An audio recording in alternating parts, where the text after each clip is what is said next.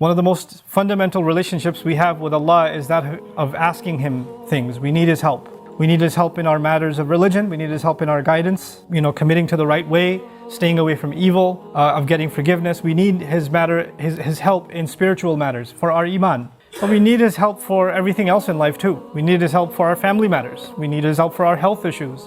We need His help for our financial issues. Many of you are stuck in impossible situations that nobody else understands. The only one who understands is you and Allah. All of us are in one state or another in some kind of difficulty. Allah Himself describes the reality of human beings.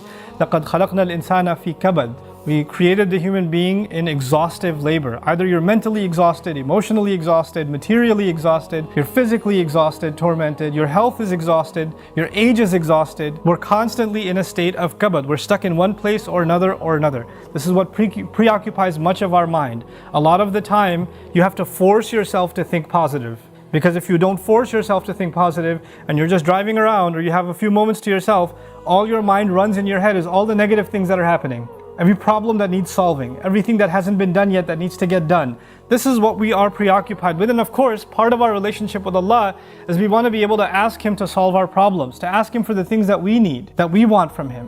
What I wanted to start with today is actually one of the most important secret ingredients that you and I need to be able to ask Allah successfully whatever we want. But if you're really going to be able to ask in a way that you're truly hopeful that Allah Azza wa Jal will respond to what you're asking for, there are some things that have to be in place. And one of the most important things that the Quran keeps highlighting that has to be in place is that you and I have to ask Allah to forgive us first. Before you ask Him anything else that you want or I want, we need to be able to genuinely ask Allah to forgive us. People have du'as for separate occasions. It was always this, give me the special du'a for the special occasion. Let me tell you, those words are important because they're sacred and they're revealed. But the du'a for all occasions is actually seeking Allah's forgiveness. The one dua that takes care of everything is genuinely seeking Allah's forgiveness. You and I think when we ask for forgiveness, the only thing we're getting is forgiveness.